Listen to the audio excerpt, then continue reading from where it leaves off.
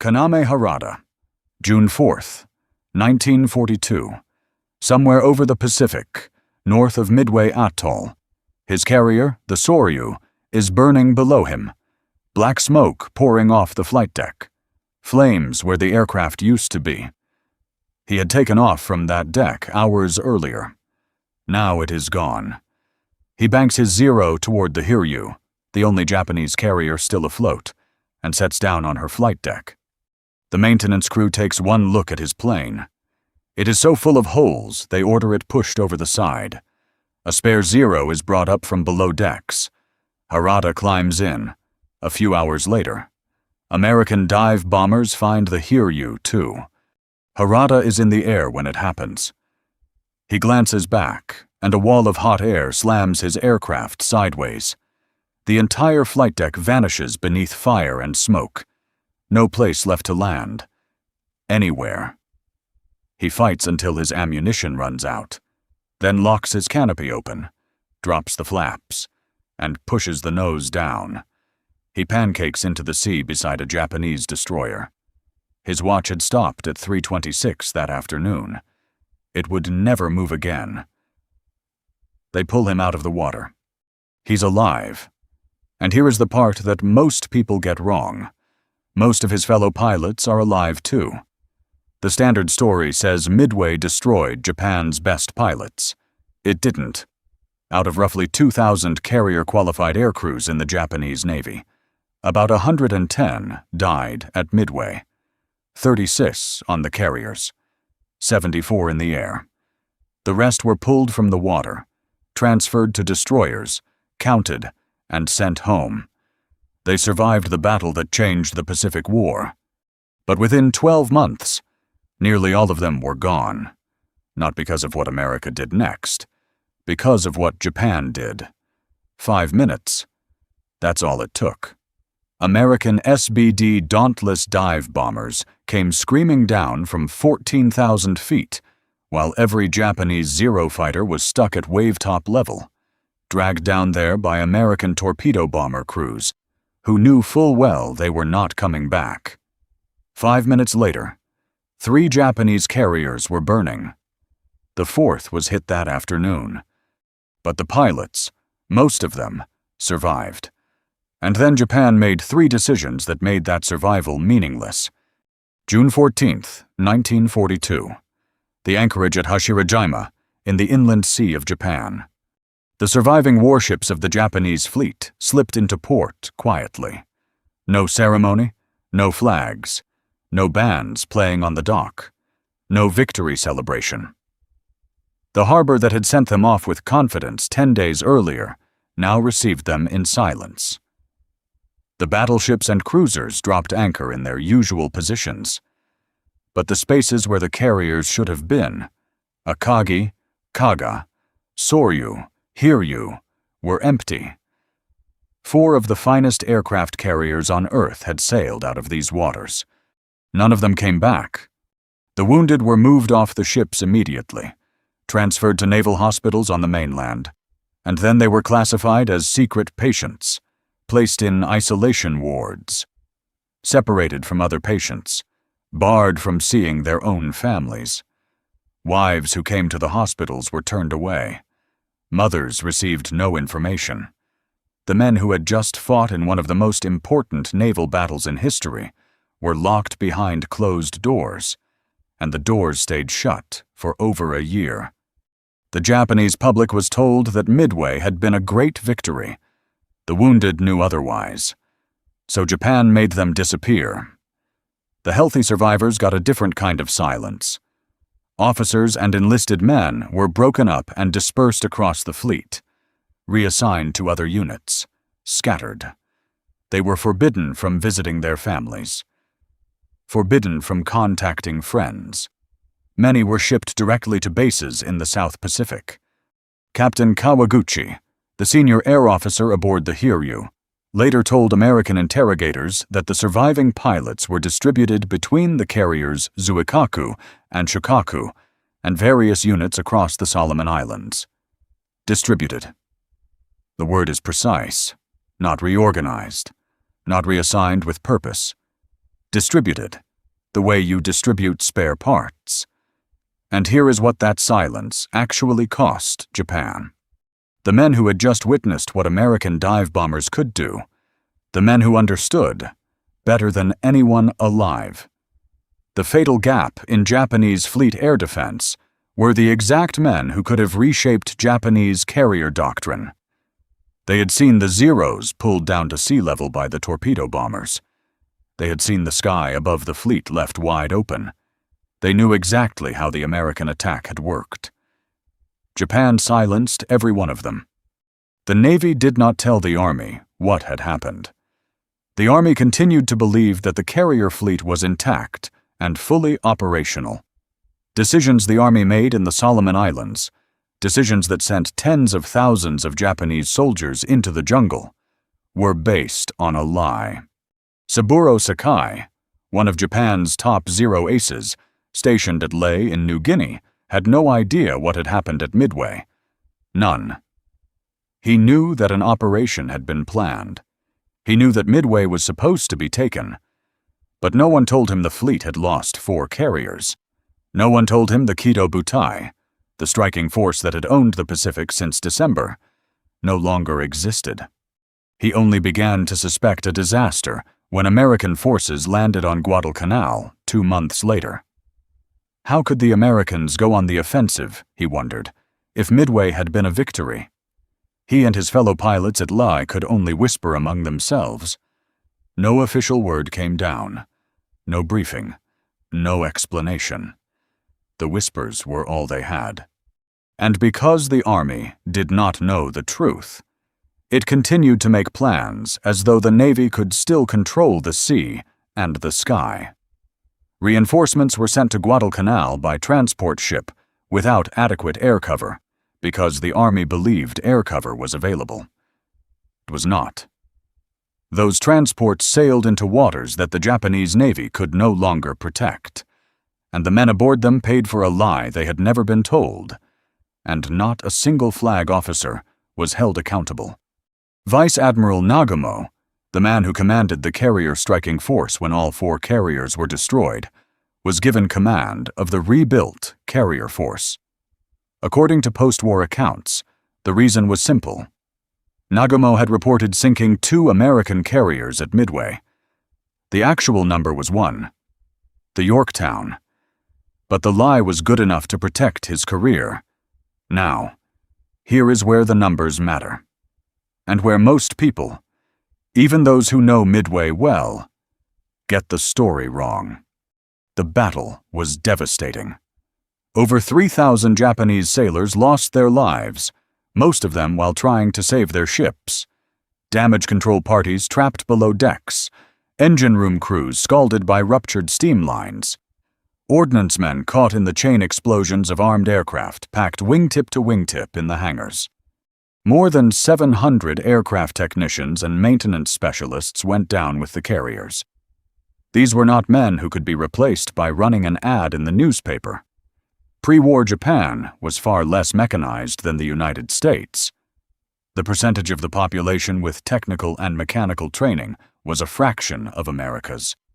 Those 700 men represented a generation of institutional knowledge: how to arm a torpedo bomber in rough seas, how to spot aircraft on a pitching flight deck, how to keep Zeros flying 3,000 miles from the nearest factory. That knowledge sank with them. All 248 carrier aircraft were destroyed. Most never left the hangar decks. They burned where they sat. The carriers, irreplaceable. The technicians, irreplaceable. The aircraft, replaceable, but only with time. And the pilots? The men Japan had spent years training to the highest standard on Earth. They were still alive. Japan had one chance to rebuild around them, to take the only asset it could not manufacture and protect it. Instead, Japan chose to burn them. There's a pattern in every military collapse I've studied. The moment an institution starts hiding from its own people what the enemy just did to them, it has already decided to lose. It just hasn't admitted it yet. Japan had silenced its own survivors. That was the first decision. The second was worse. The surviving pilots needed somewhere to go. Japan had 2 fleet carriers left, the Zuikaku and the Shokaku. Both had missed Midway. Shokaku was still in dry dock repairing bomb damage from the Coral Sea. Zuikaku was untouched, but her air group had been shot to pieces there, and the Japanese Navy refused to transfer Shokaku's surviving air crews to fill the gaps. So both stayed home while the Kido Butai sailed to its destruction without them. Some of the surviving Midway veterans were reassigned to those ships. They would fly again from carrier decks. But many others, men who had flown every major operation since Pearl Harbor, were not put aboard carriers. They were sent to land-based air units. Sent south. Sent to the one place in the Pacific where the fighting was about to become the most intense and the most unforgiving, Rabaul. A Japanese airbase on the northern tip of New Britain, deep in the South Pacific. From Rabaul, Japanese pilots flew missions against one target above all others, Guadalcanal. And this is where Japan's second decision turned into a death sentence. The distance from Rabaul to Guadalcanal was over 600 miles. One way. For a Zero fighter, that was close to the absolute outer limit of its combat range. A pilot taking off from Rabaul at dawn would fly for more than 4 hours just to reach the airspace over Guadalcanal. 4 hours of open ocean. 4 hours of burning fuel. By the time he arrived, if the weather held, if he found the island, his fuel tanks gave him maybe 10 to 15 minutes of combat before he had to turn around and fly 4 hours back. 15 minutes. That was the window. Miss it by 5 minutes and the Pacific swallowed you. American pilots at Henderson Field on Guadalcanal had a very different problem. Their problem was that they were too close. A Wildcat could be airborne and over the fight within minutes. Full fuel, full ammunition, rested. And if a Wildcat took damage, the pilot could glide back to Henderson Field, land on a dirt strip, and be up again the next day in a repaired aircraft. A Zero pilot with a damaged engine over Guadalcanal had over 600 miles of empty ocean between him and the nearest friendly mechanic. The math was unforgiving. Japan was sending its best pilots, veterans of Pearl Harbor, of Midway, of the Indian Ocean raids, into combat at the end of a 600-mile fuel line against American pilots who were fighting over their own airfield. Every engagement favored the Americans. Every damaged aircraft favored the Americans. Every wounded pilot favored the Americans. The exchange rate was built into the geography, and nothing Japan did could change it. On August 7th, 1942, just 2 months after Midway, American forces landed on Guadalcanal, and the skies over the Solomon Islands became the place where Japan's surviving elite went to die. The Eastern Solomons. August 1942. Casualty rates among Japanese aviators matched what they had suffered at Midway. Santa Cruz. October 1942. The same. Japanese officers later told American interrogators that the surviving Midway pilots participated in the Battle of Santa Cruz. They noted that pilot quality had already begun to decline due to heavy attrition. Over 1,000 Japanese aircraft were lost during the Solomon Islands campaign. 1,000. And the men flying them were not replacements. Not yet. They were the veterans. The men who had been flying Zeros since before the war started. The men Japan could not replace. The Solomons did not just consume aircraft. It consumed the last generation of Japanese pilots who knew what they were doing. And one of them was Kaname Harada. July 1942. Harada was reassigned to the carrier Hio. In early October, the Hio sailed from Japan to join the Guadalcanal campaign. October 17, 1942. Harada was part of a fighter escort protecting a force of torpedo bombers heading toward Guadalcanal. American F-4F Wildcats hit the formation. Harada probably downed one of them. Then he took a round in the left arm. His Zero was shattered. He crash-landed near the Japanese base at Rakata Bay on Santa Isabel Island. The aircraft came apart around him. He was pinned underneath the wreckage. He dug himself out with his bare hands. His fingernails tore off. He could see bone through the torn skin of his fingers. When he finally pulled himself free, he was alone, bleeding, in a jungle he had never seen before. He walked for days, through dense tropical forest, through rain. He contracted malaria, then dengue fever. He found the body of a Japanese bomber crewman who had also gone down. Another crewman was still alive, but barely. His injuries were beyond help. The dying man asked Harada to cut some of his hair and take it back to his family. Harada stayed with the man until he was gone. That delay, it turned out, saved Harada's life. It kept him from walking into the path of an American patrol. He eventually reached a Japanese midget submarine base and was evacuated on a hospital ship back to Japan. His flying career was over. One arm was too badly damaged. He would never fly combat again. He was 26 years old, 4 months earlier. He had been one of the finest fighter pilots on Earth. Now he was a flight instructor with a ruined arm and a watch that would never move past 326. Now, here is the contrast that matters. America lost pilots at Midway, too. In some squadrons, the losses were staggering. Worse, in percentage terms, than anything the Japanese suffered in the air that day.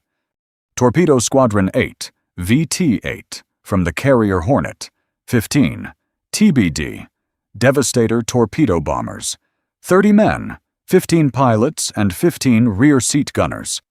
They flew straight into the Japanese fleet without fighter escort. The Zeros came down on them like a wall.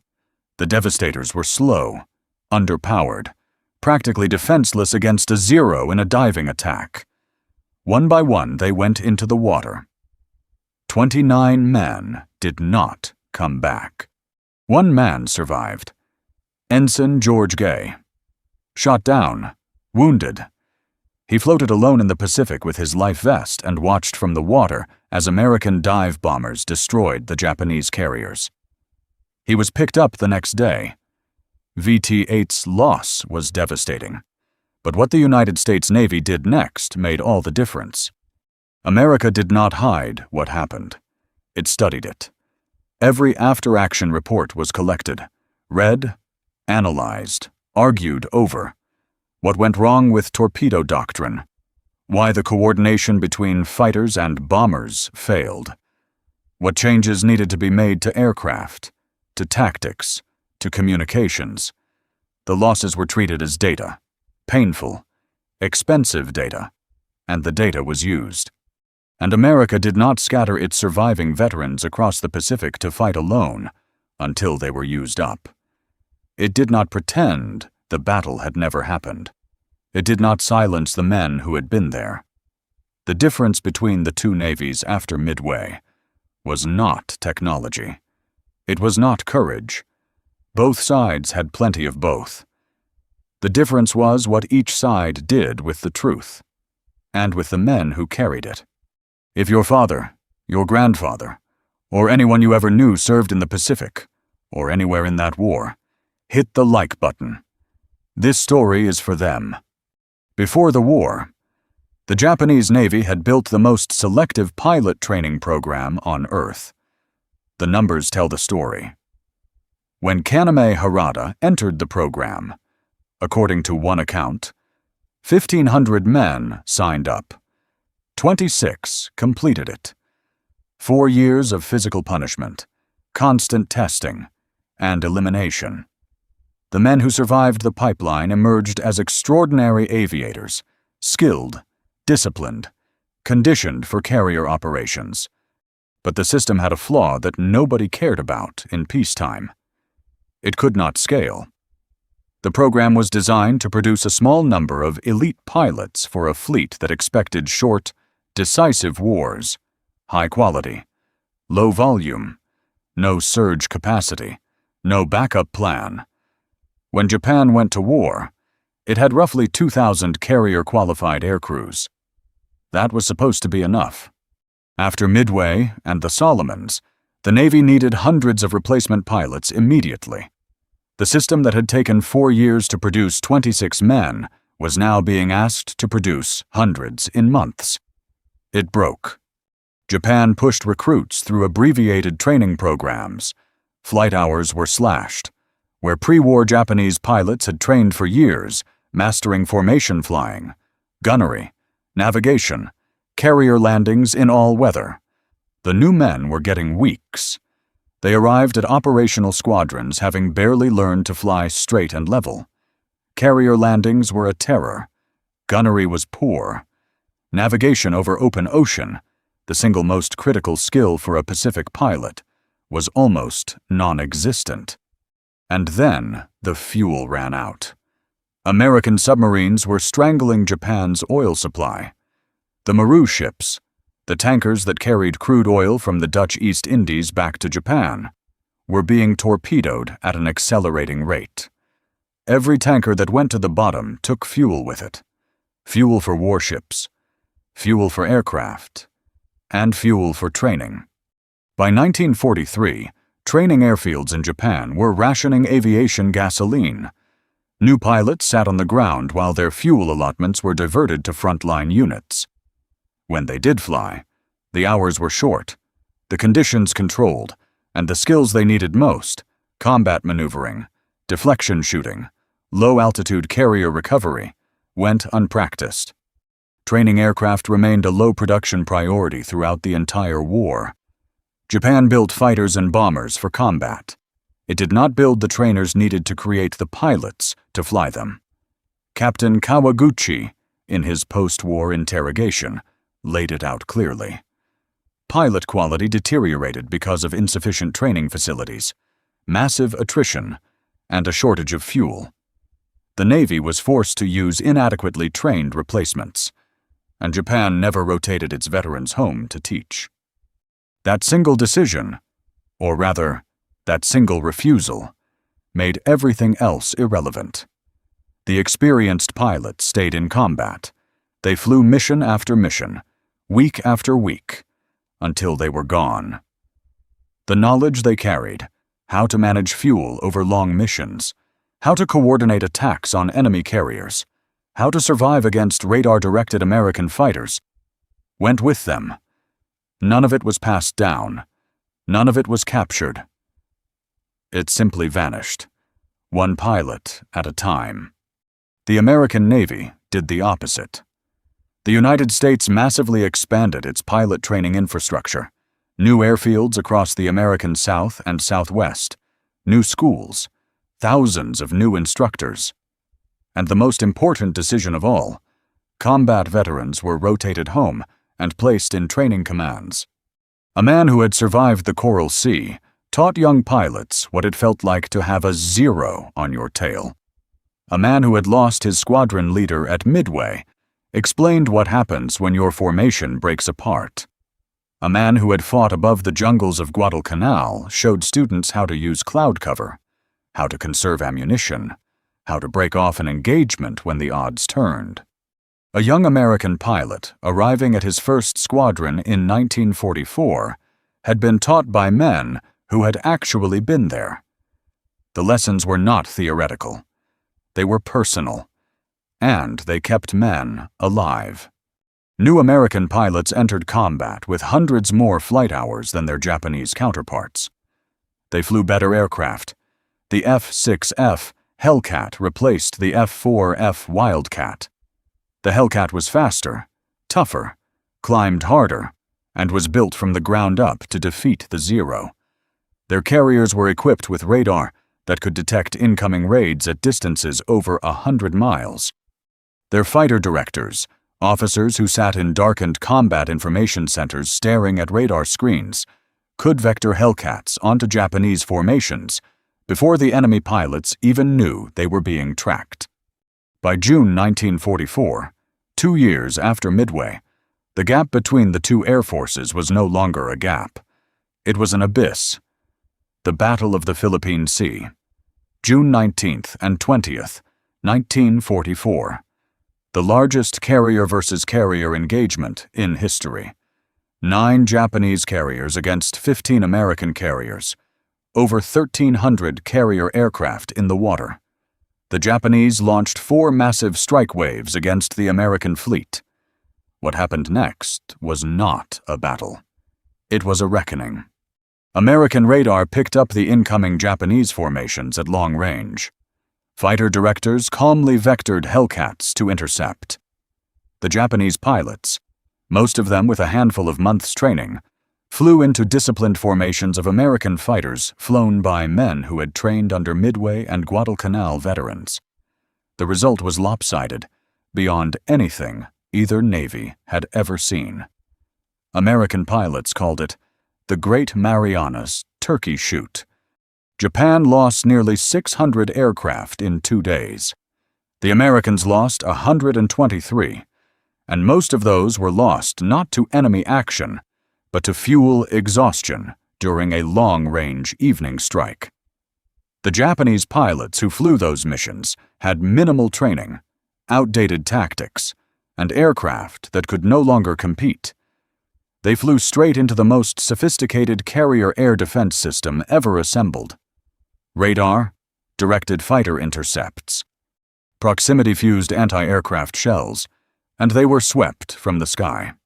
The system that had produced the finest carrier pilots on Earth in 1941, the system that had created Harada and Sakai and Maeda and every other ace who had dominated the Pacific skies for 6 months, had by 1944 produced men who struggled to land on their own flight decks. And that was the direct result of a choice.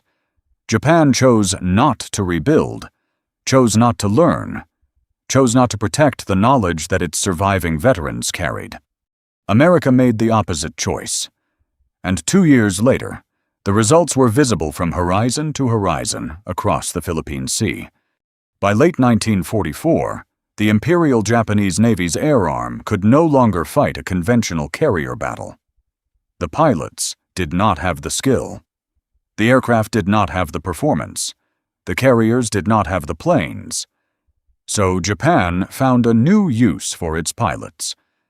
The Special Attack Force, kamikaze.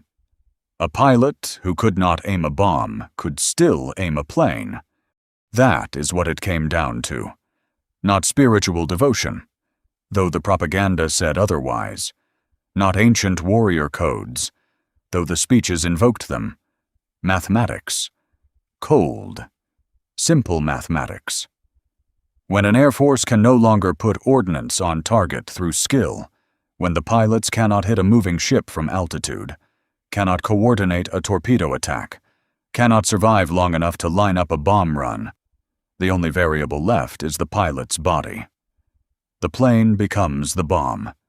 The pilot becomes the fuse, and the training required drops to almost nothing. Fly toward the ship. Do not pull up. And that was the logical endpoint of 3 decisions. Silence the experience. Burn the veterans. Refuse to rebuild the system. Follow that sequence long enough, and you arrive at a place where young men with a few dozen hours of flight time are strapped into aircraft loaded with explosives and pointed at American ships. Takeshi Maeda knew what that looked like from the inside. Takeshi Maeda was a torpedo bomber pilot. On December 7, 1941, he flew one of the aircraft that struck the USS West Virginia at Pearl Harbor. He was 20 years old. He remembered following Commander Fuchida's flare signal, forming up in single file for the torpedo run, and watching the anti-aircraft fire thicken as each plane went in. He was the second aircraft in line. His torpedo hit. The West Virginia took several more after his. She settled to the bottom of the harbor. Over the next 3.5 years, Maeda flew combat missions across the Pacific, battle after battle, island after island. He survived them all. Later in the war, at Okinawa, he was on a night attack against a group of American ships when flares lit up the water below. There, sitting in his bomb sight, was the West Virginia, the same ship he had hit at Pearl Harbor. The Americans had raised her from the mud, repaired her, and sent her back to fight. He could not believe it. By August 1945, Maeda had accumulated 3,800 hours of combat flight time. 3,800. That number is almost incomprehensible. It represents years in the cockpit, dozens of engagements, an accumulation of skill and instinct that no training program on Earth could replicate. More experience than nearly any pilot in any Navy on either side of the war. And in August 1945, the Japanese Navy assigned him to the Special Attack Force. His words, recorded by the National World War II Museum. I had accumulated 3,800 hours of combat flying experience. I couldn't believe my commanders wanted to waste all that in a single mission. His flight was scheduled for August 16th, 1945. Japan surrendered on August 14th. 2 days. That was the margin. 3,800 hours. Every takeoff, every landing, every engagement from Pearl Harbor to the Philippines to Okinawa. The full arc of the Pacific War compressed into one man's logbook.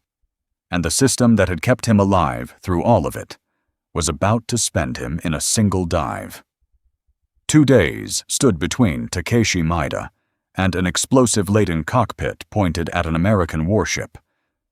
2 days stood between 3,800 hours of hard-won skill and a column of smoke on the water. And then there is Harada, the pilot whose watch stopped at 3:26 in the afternoon, somewhere in the Pacific north of Midway. After the war, Harada worked as a dairy farmer. He failed at nearly everything he tried. Selling apples, milking cows, laboring on other people's land. In 1965, his wife asked him a question. If you want to atone for the lives you have taken, what better way is there than to nurture new lives? He opened a nursery for children, then a kindergarten. He ran it for decades. In 1991, during the Gulf War, he overheard young Japanese people watching American airstrikes on television and describing the bombing as if it were a video game. Something broke in him. He resolved to speak out. He spent the next 25 years traveling to schools in Japan and the United States, telling anyone who would listen what war actually looked like from inside a cockpit. He traveled to the United States. He met Joe Foss, the American Marine ace who was believed to have been the pilot who shot him down over Guadalcanal. Foss's plane had taken 240 hits in that fight. The two men who had tried to destroy each other at point-blank range in 1942 sat across from each other decades later and talked about their children. They became friends.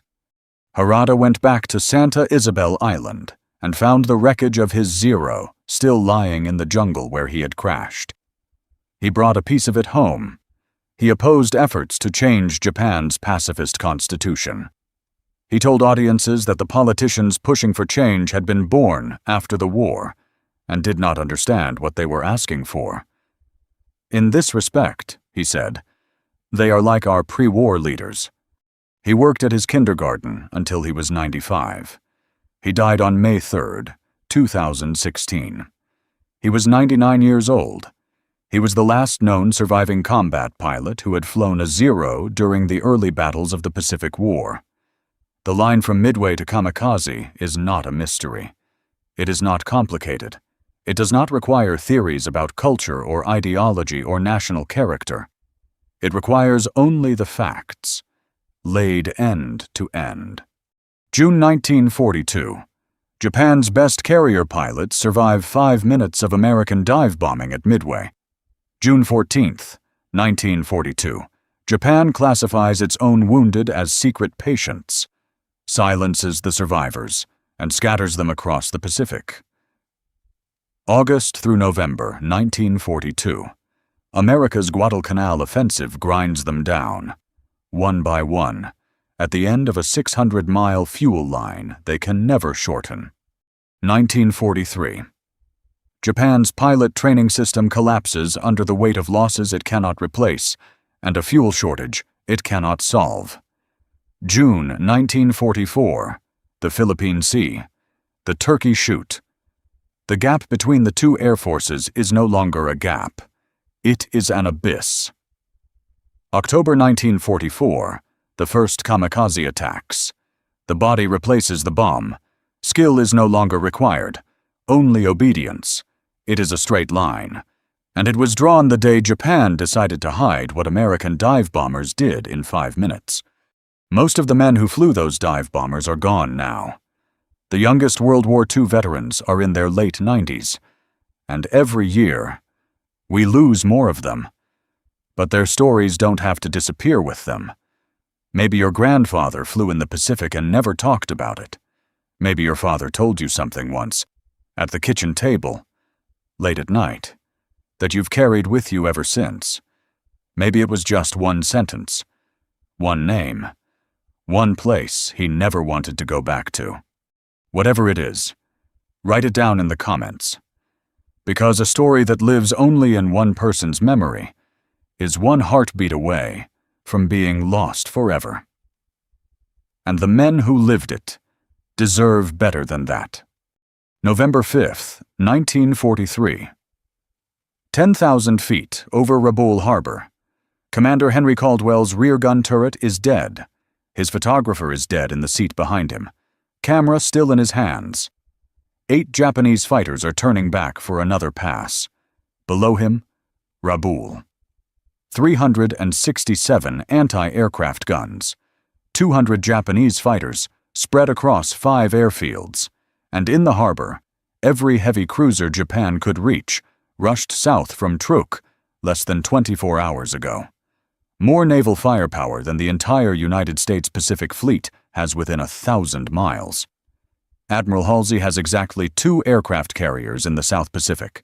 He sent both of them. Straight at that. What happens in the next 20 minutes decides whether the Marines holding Bougainville have a beachhead, or 7 Japanese cruisers waiting offshore in the dark. It also decides something else. Something that won't surface for another 7 months, 1,500 miles north, in a battle this raid is quietly setting up right now. Almost nobody has heard Caldwell's name. Almost nobody has heard what 2 American carriers did to the most heavily defended harbor in the Pacific that morning, or what it cost the men in the planes. If stories like this matter to you, the ones that never made it past a single paragraph in the history books, that's what the like button is for. It's how more of them find their way back into the light. 18 hours earlier, nobody thought this was even possible. 4 days before that, on November 1st, 14,000 Marines come ashore at Cape Torokina, on the western coast of Bougainville. Not the strongest beach on the island. Not the obvious choice. A patch of jungle 200 miles south of Rabaul. Close enough that once an airfield goes in, American fighters can finally reach the fortress everyone has been talking about for 2 years. The Marines dig in. Engineers start clearing jungle for a runway. And 200 miles north, Rabaul wakes up. By the fall of 1943, Rabaul isn't just a base. It's the largest concentration of Japanese military power outside the home islands. 5 airfields. Close to 600 aircraft, when everything is counted. Anti-aircraft guns ringing the harbor. Guns that have been waiting 2 years for something to shoot at. The morning after the landing, they get their chance. Waves of dive bombers and fighters come down out of Rabaul's airfields, going after the ships still unloading off Bougainville. The beachhead holds. The very next day, November 2nd, the 5th Air Force went after Rabaul directly. 72 B-25 Mitchells and 80 P-38 Lightnings going in low over Simpson Harbor in broad daylight, skip-bombing Japanese shipping at near masthead height. They lost roughly a dozen aircraft in a few minutes over the harbor. The 5th Air Force would later call it Bloody Tuesday. The men who flew it described the defenses as the heaviest they had ever encountered anywhere in the Pacific. Rabaul had already shown, just 3 days earlier, what it did to aircraft that came after it. But Tokyo isn't done. November 4th. A B-24 on routine patrol north of the Admiralty Islands radios back a sighting. Warships, 19 of them, heading southeast toward Rabaul. By the time the report reaches Halsey's headquarters on Espiritu Santo, the picture is clear. Admiral Maneki Koga, commander of Japan's combined fleet, has sent a force of heavy cruisers south from Truk. 6 heavy cruisers, 1 light cruiser, 5 destroyers, arriving in Rabaul Harbor on November 4th to join cruisers and destroyers already anchored there. Combined, it is the most powerful surface force Japan has assembled in the South Pacific in over a year. The plan is straightforward, and it has worked before. Wait for dark, race south to Bougainville, stand off the beach, and put 8-inch shells into every American ship still unloading. The same way Japanese cruisers had torn apart an American formation off Savo Island 14 months earlier. Before American sailors had figured out what was coming, Kurita's ships left Truk on November 3rd. They reached Rabaul on the 4th. They planned to be off Bougainville before dawn on the 6th. If that force reaches Bougainville, the Marines on that beach have nothing that can stop it. Halsey doesn't have anything that can stop it either. His battleships, his heavy cruisers, the ships built to fight other ships. They're thousands of miles away, already moving toward the Gilbert Islands for an invasion that's been on the calendar for months. There isn't a single American heavy cruiser within range of Rabaul. What Halsey has is 2 aircraft carriers, Saratoga and the light carrier Princeton, Task Force 38, under Rear Admiral Frederick Sherman. And at the moment the report comes in, they're 500 miles away, sitting still, taking on fuel from an oiler near Rennell Island. Halsey would later call it the most desperate emergency that confronted me in my entire term as ComSoPac. There's no time to wait for something better, no time to build a different plan. Just 2 carriers against a harbor that no carrier has ever been sent against, because until now, no one has been willing to risk it. Halsey sends the order anyway. Sherman gets the message and turns his ships northwest toward Rabaul at flank speed. 27 knots through the night, every man not on watch trying to sleep through engines run flat out for hours that won't stop. On Saratoga, Captain Cassidy gathers the air group commanders. "Boys," he tells them, "we are hitting Rabaul tomorrow morning." Dawn, November 5th.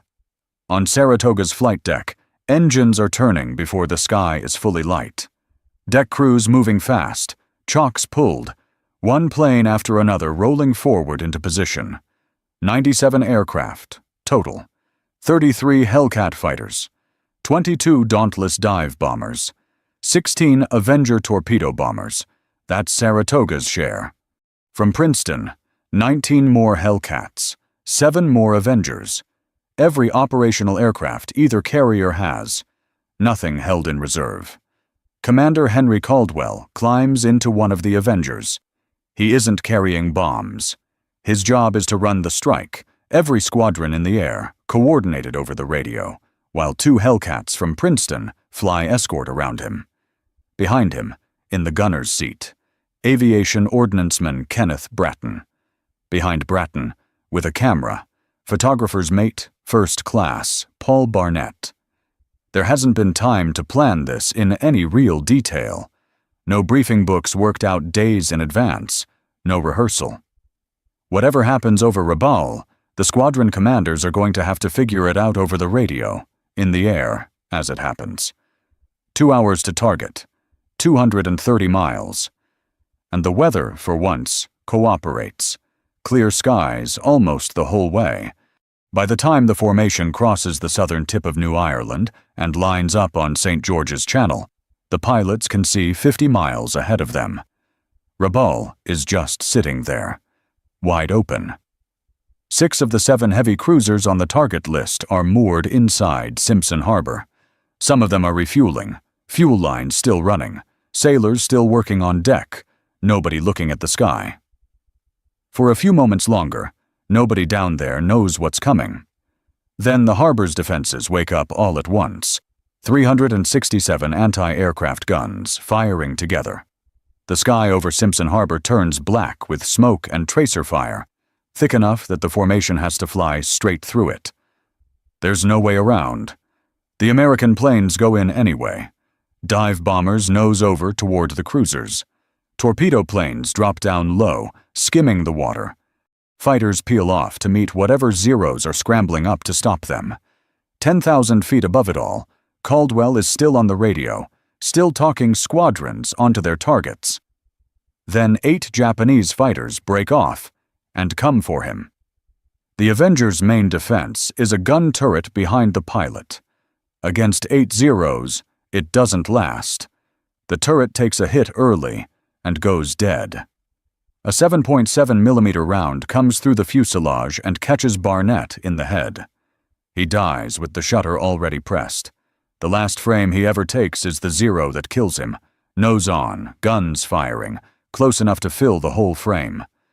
Bratton is hit too, wounded, but alive. The intercom is gone with the turret. There's no way for Caldwell, up front, to call back and find out who's still breathing. By one account from that morning, he believed for a while that he was the only man left alive on the plane. Then someone behind him scrawled a note on a scrap of paper and passed it forward. The other 2 were out of commission. Caldwell keeps flying. He has 1 gun left, the fixed machine gun in the nose, and he uses it, fighting off the Zeros himself until they finally break away. What's left of his Avenger turns back towards Saratoga. No radio, no hydraulics, no aileron control. Only 1 main wheel will come down. Caldwell brings it in anyway. First attempt. 1 wheel touches the deck. The plane skids hard to one side, and it's down. He isn't the only one who makes it back like that. A few spots over on Princeton, Lieutenant H.M. Crockett's Hellcat comes home with more than 200 holes punched through it, and a few in Crockett himself. No flaps. He lands it anyway. By the time the strike force is back aboard, and every plane is counted, the United States Navy has lost 13 aircraft over Rabaul that morning. Japanese radio claims 49. The real number is 13. And in the harbor below, the harbor Caldwell had spent the whole flight looking down on, his own squadron was just getting started. While Caldwell was fighting for his life at 10,000 feet, his own squadron was finding targets 2 miles below him. Bombing Squadron 12, Caldwell's squadron, has the heavy cruiser Maya in its sights. She's one of the ships caught refueling, fuel lines still connected when the dive bombers roll in. By one account, Lieutenant James Newell takes his Dauntless down on Maya, and his bomb goes straight down her smokestack into the engine room. Maya doesn't sink. She doesn't have to. A cruiser with her engine room blown open is finished for months, towed first to Truk, then all the way back to Japan for repairs that will keep her out of the war for almost half a year. 1 bomb, 1 stack, 5 months in dry dock. She isn't the only one having a bad morning. Across the harbor, the heavy cruiser Mogami takes a 500-pound bomb and catches fire. By the next day, she's being towed out of Rabaul by another cruiser, Susia, smoke still pouring off her as they go. By the time the American formation turns for home, 4 heavy cruisers and 2 light cruisers in Simpson Harbor have taken hits. A pair of destroyers, too. Smoke is standing over the anchorage in columns thick enough that pilots climbing away can still see it behind them, long after the harbor itself has dropped below the horizon. Not 1 ship sinks that morning. That was never really the point. The idea, as one of Saratoga's fighter squadron commanders put it afterward, wasn't to sink a couple of ships outright. It was to cripple as many as possible, all at once, so that none of them could do anything for a long time. That's exactly what 97 American planes had just done. In about 20 minutes, to the cruiser force Japan had sent south to break the landing at Bougainville. Down in Simpson Harbor, Vice Admiral Takeo Kurita has a decision to make. His Second Fleet came south from Truk for one reason: to put those 8-inch guns to work against the American ships and landing craft off Bougainville. Sail down after dark, find the invasion fleet, and tear it apart in a night action, the same way Japanese cruiser squadrons had done more than once already in the Solomons. Instead, several of his cruisers are burning. One of them has a hole punched straight through her engine room, and there's no telling whether those American carriers will be back before sundown. Within a day, Kurita's battered fleet is underway, heading north, back toward Truk. The Marines on Bougainville never see those cruisers. Not that night. Not ever. A fleet that came south to wreck a landing has been wrecked itself by a force of carrier planes that anyone in Tokyo would have said couldn't be spared, flown by men who'd had less than a day to put the attack together. 6 days later, Caldwell's air group would be back over that same water. 6 days. That's how long it takes for Caldwell's air group to be back in the air over Rabaul.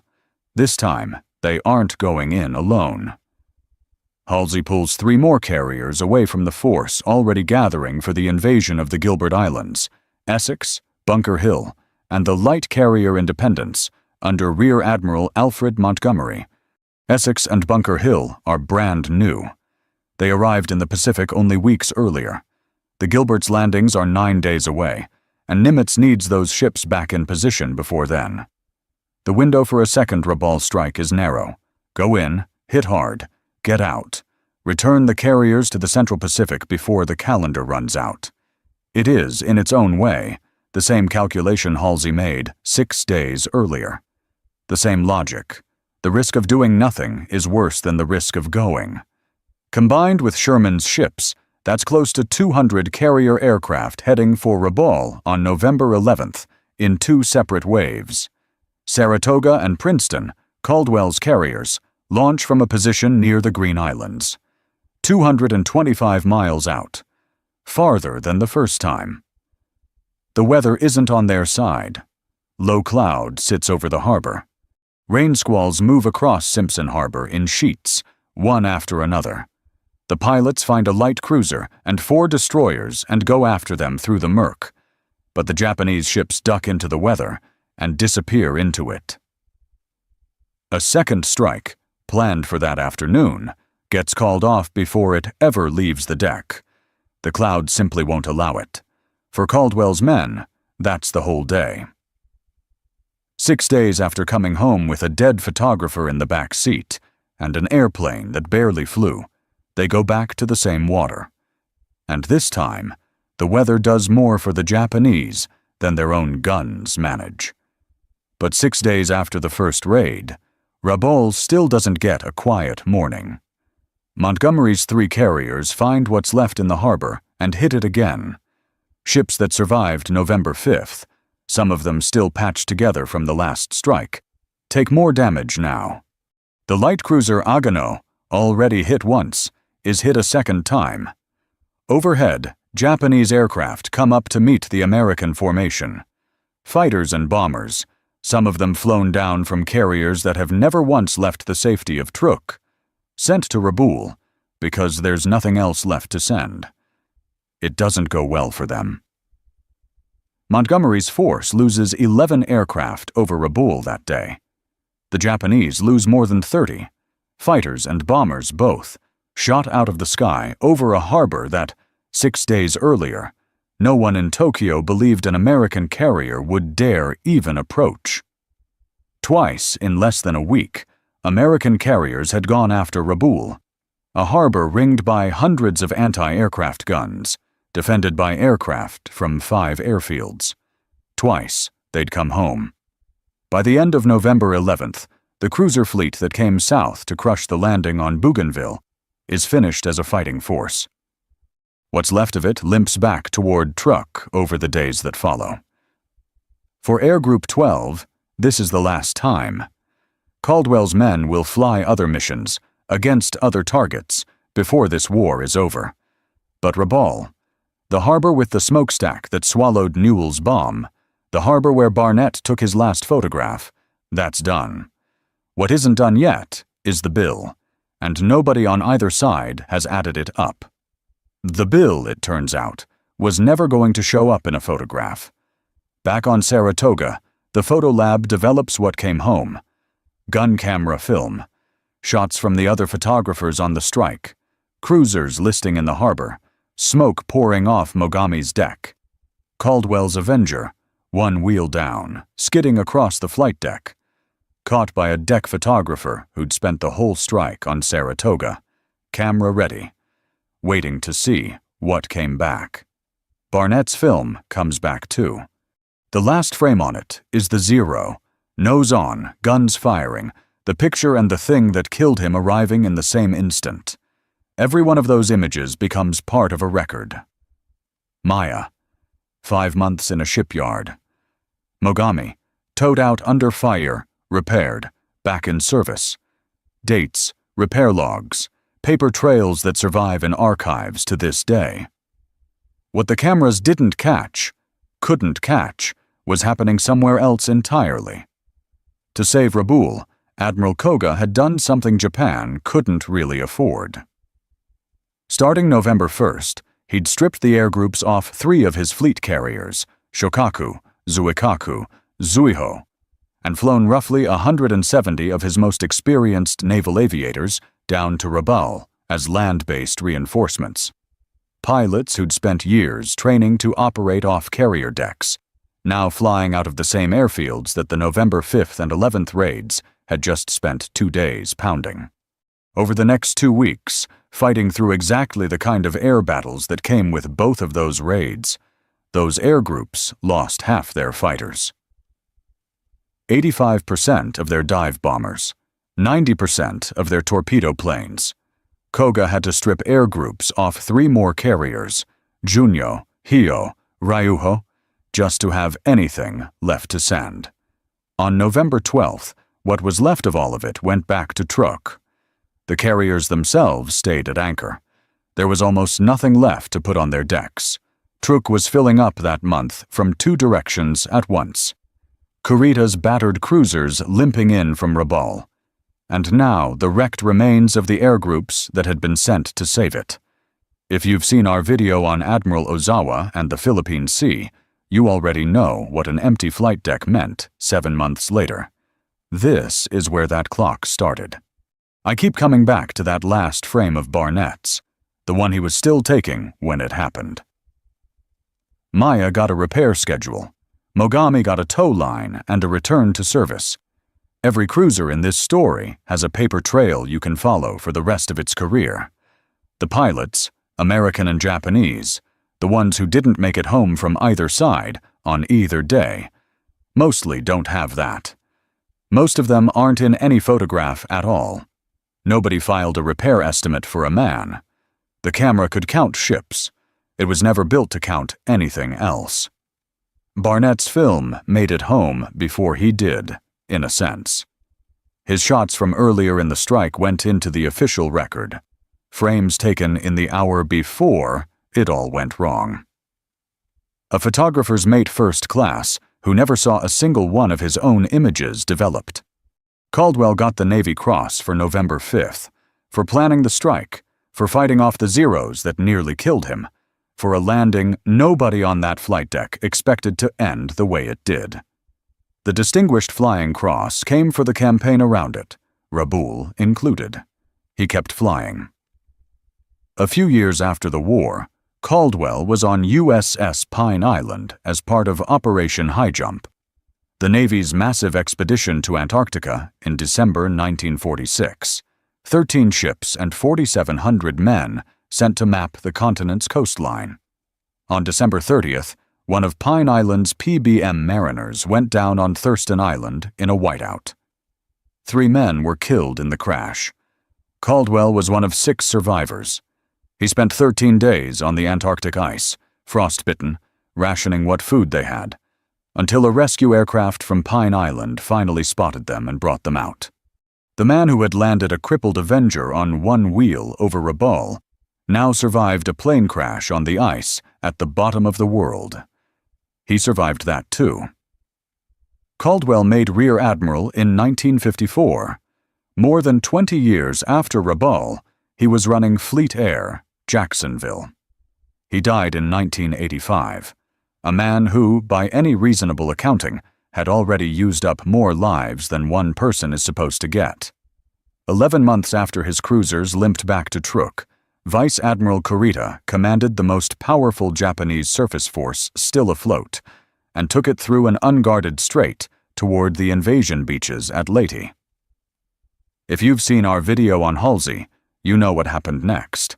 A handful of American escort carriers and destroyers that Kurita mistook for something much bigger, and an order 2.5 hours later to turn around. Twice, Kurita came close enough to change the outcome of a major American operation, and twice he turned back before finding out what would have happened if he hadn't. And Rabaul itself? The cruiser fleet that was supposed to be its sword was gone. The carrier air groups that were supposed to be its shield were gone too, burned up in the same 2 weeks of air battles that put a bomb down Maya's stack and set Mogami on fire. What was left was still there. 100,000 men, hundreds of anti-aircraft guns, airfields that could still, for a while, put fighters in the sky. But the thing Rabaul had been built to do, reach out and break anything that came near it, that part was over. After November 11th, 1943, Rabaul could still defend itself. It could no longer reach anyone else. Add it up, and here's what 2 mornings in November 1943 did. The most powerful Japanese surface fleet to threaten an American landing in over a year, broken before it ever fired a shot at the beach it came to destroy. The carrier air groups Japan had stripped off 6 of its fleet carriers to defend Rabaul, bled down to almost nothing in 2 weeks of air battles over the same harbor. And not one American ship lost doing either. No American carrier had ever gone after a target like Rabaul before. Anti-aircraft guns by the hundreds, hundreds of fighters within reach. A harbor that, on paper, should have eaten 2 carriers alive and asked for more. Halsey had called sending Saratoga and Princeton there the most desperate emergency of his entire command. It worked anyway. After that, the question the Navy had been asking itself for 2 years quietly changed. It stopped being whether fast carriers could go straight at a fortress this heavily defended and come home. November 5th and 11th had already answered that. What was left was how many more times, and how soon, a question that would get answered again at a much larger Japanese base before the winter was over. 3 men flew out of that harbor on November 5th in the same airplane. 2 of them made it home that day. One of them spent the next 40 years walking away from things that should have killed him. Zeros over Rabaul, a plane going down on the Antarctic ice, whatever came after that. He made Admiral. He died in his own bed, decades later, an old man. The other one didn't get a second chance. He was a young man doing exactly what his job asked of him, and a single round through the fuselage ended it before he ever saw what his last photograph had caught. There's a photograph in the National Archives that's been reproduced more times than almost anything else from this raid. Caldwell, 1 wheel down, climbing out of a cockpit that shouldn't have made it back. Smoke still hanging over the flight deck behind him. Barnett's own last frame, the 0, nose on, the one that killed him, has been published too. Almost nobody who sees it knows whose camera it came from. Paul Barnett isn't in the history books, not in anybody's memory who's still alive to hold it. Just a name typed in a caption, under a picture of the thing that killed him. That's the part of this story that doesn't usually make it past a single paragraph, if it makes it in at all. If your father, or your grandfather, served anywhere in the Pacific, and ever told you something about days like this one, something that never made it into any book, something you only ever heard once across a kitchen table. Write it down. Put it in the comments below. Tell us who he was, what he told you, what unit, what ship, what island. It doesn't have to be dramatic. Most of the real ones weren't. Ships get repair logs. Battles get books. The men mostly don't get either one, unless somebody who loved them decides to write it down before it's too late. Those stories are disappearing faster than the men who lived them. Don't let this be the last time somebody hears it. February 28, 1942. Batavia, Java. A man is standing alone on a harbor dock, watching fuel lines run into the side of his ship. He hasn't slept in 30 hours. He hasn't changed his clothes in 3 days. His name is Albert Rooks, and he already knows what is going to happen tonight. He knows because he wrote it down. Weeks earlier, before he took the Houston out of Darwin, Rooks sat down and put his assessment on paper, a formal document, the kind officers write when they need the record to show they told someone. He called it an estimate of the situation, and in it he wrote, "If widely dispersed over the Far East, from Manila to Surabaya to Singapore, the Allied ships will be capable of only the most limited employment, and many of them will come to an untimely end." His colleagues read it and went quiet. They had never seen anything laid out that cleanly. One of them later said it was the most precise strategic analysis produced in the entire theater. Washington read it too. Washington sent nothing. No reinforcements, no ammunition ships, no air cover, just the order to hold. What happened next? In the dark water of the Sunda Strait, in the early hours of March 1st, is one of the most remarkable stories of the entire Pacific War. And almost nobody knows it. A captain who understood, with perfect clarity, that he had no chance. A crew that understood it too, and a ship that went down with every gun she had left still firing, until there was nothing left to fire. If that sounds like a story worth remembering, go ahead and hit that like button right now. Not for the algorithm. For Rooks. For the nearly 700 men who never came home. This is the story of the USS Houston, and the captain who took her into the dark anyway. Albert Harold Rooks was born on December 29, 1891, in Colton, Washington. Not Walla Walla, Colton. 14 miles south of Pullman, in the wheat country of Whitman County. His family were pioneer farmers. His father worked the land. The town had a post office and not much else. He graduated from Walla Walla High School and then did something most boys from Colton didn't do. He went to Annapolis. He was commissioned an ensign on June 6, 1914. That same week, a Serbian nationalist shot an archduke in Sarajevo, and the world started coming apart. Rooks spent the next 27 years learning his profession. That is not a short sentence. 27 years before he ever had his own ship. He served on cruisers and battleships and submarines. He spent time in San Francisco with the 12th Naval District.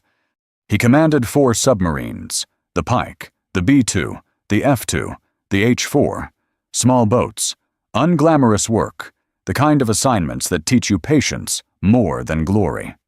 He was a reader, a thinker, a man who cared less about being seen and more about being right. Eventually, they sent him to the Naval War College, and it was there, among the strategists and theorists, the men who spent their careers studying how wars were won and lost at sea, that his colleagues gave him a nickname. They called him the Second Mahan. Alfred Thayer. Mahan wrote The Influence of Sea Power Upon History in 1890. It reshaped how navies around the world thought about strategy. His ideas were still being taught at every war college on Earth 50 years later. When the men at Newport started calling Rooks the Second Mahan, they were not being polite. They meant it. The Navy gave Albert Rooks every credential, every tool, every opportunity to develop his mind. Then, in the worst crisis of the century, it handed him a damaged ship, an exhausted crew, and orders that made no sense. That gap between what Rooks was and what he was given to work with is the real story of the Pacific War's opening months. It happened to dozens of men. Most of them are forgotten. Rooks is one of them. In 1940, while still on the staff at the Naval War College, Rooks was promoted to the rank of captain. He was 48 years old. It had taken nearly 3 decades. On August 30th, 1941, he took command of the USS Houston. She was the flagship of the Asiatic Fleet, a 10,000-ton Northampton-class heavy cruiser, 600 feet long, 3 8-inch gun turrets, a top speed of 32 knots. She was also Franklin Roosevelt's ship. The president had sailed on her twice. He called her "my little flagship of the fleet." Every admiral in Washington knew her name. Every bureaucrat in the Navy Department knew her name. The ship meant something beyond her tonnage and her guns. When Rooks took command, she needed work. Her crew had been deployed in the Far East for 17 months without rotation. No home leave, no rest. Just the slow grind of keeping a warship operational on the far side of the world. Watching the news from Europe get worse. Watching Japan move south. Watching the window close. Rooks read his men. He understood what 17 months away from home does to a sailor. He got the ship ready. Before he left Honolulu, the last time he saw his wife, Edith, James Hornfisher writes that Rooks carried with him a premonition he did not speak aloud. He sailed west. Edith went back to the house on McGillivray Boulevard in Seattle. She would not see him again. The Japanese struck Pearl Harbor on December 7th, 1941. 4 days later, Hitler declared war on the United States. The world that Albert Rooks had spent his entire career preparing for, the world of careful naval strategy, of measured deployments and considered force ratios, collapsed in a week. The Houston and the rest of the Asiatic Fleet suddenly found themselves alone in the Western Pacific, facing a Japanese war machine that had been planning this moment for years. Rooks watched it unfold. He watched Malaya fall. He watched the Prince of Wales and the Repulse go to the bottom in the South China Sea, sunk by a Japanese land-based aircraft within hours of each other. 2 capital ships. Gone. Because no one had taken seriously the idea that shore-based bombers could destroy a battleship on the open ocean, Rooks had taken it seriously. He sat down in Darwin, Australia, in the early weeks of 1942, and he wrote his estimate of the situation. It was not a memo written in panic. It was calm, methodical. The work of a man who had spent 30 years learning how to think clearly under pressure. He described the swift, multi-pronged nature of the Japanese offensive. He predicted Luzon's vulnerability to air attack. He warned that Singapore was exposed and that Japan would exploit that exposure. He anticipated the Darwin raid before it happened. He assessed the skill of the Japanese officer corps honestly and without flattery. And he assessed the Allied position with the same honesty. He wrote that if Allied ships were dispersed across the theater, without coordination, without air cover, without adequate ammunition supply, many of them would come to an untimely end. His colleagues read it and said it was the finest strategic document produced in the region. The reply from Washington came in the form of silence. No reinforcements were ordered, no ammunition ships dispatched, no fighter squadrons redirected to the theater. Rooks filed his paper and went back to work. He was not surprised. He had written the memo knowing what the answer would be. He wrote it because a man like Albert Rooks believed the record mattered, that someone somewhere should have to look back and know that he had told them. A man who could see the future, that clearly had only one question left to answer, not whether he would survive. He already knew the answer to that. The question was what kind of man he was going to be in the hours he had left. The first blow came on February 4th. The Houston was operating with a mixed American, British, Dutch, and Australian force in the waters north of Java, the ABDA Striking Force, a coalition that had never trained together, had no common signal code, and was being fed into combat against a Japanese fleet that had been rehearsing this exact fight for years. A Japanese air attack found them. One bomb. A single 250-kilogram bomb hit the Houston's rear gun turret, Turret 3, and detonated. The explosion killed 46 men. 20 more were wounded. The turret was gone. Not damaged, not jammed. Gone, a 600-ton gun mount, reduced to a scorched hole in the deck. Rooks took the ship back to port, buried his dead at the European cemetery in Cilacap, and had the Houston repaired and back at sea in 3 days.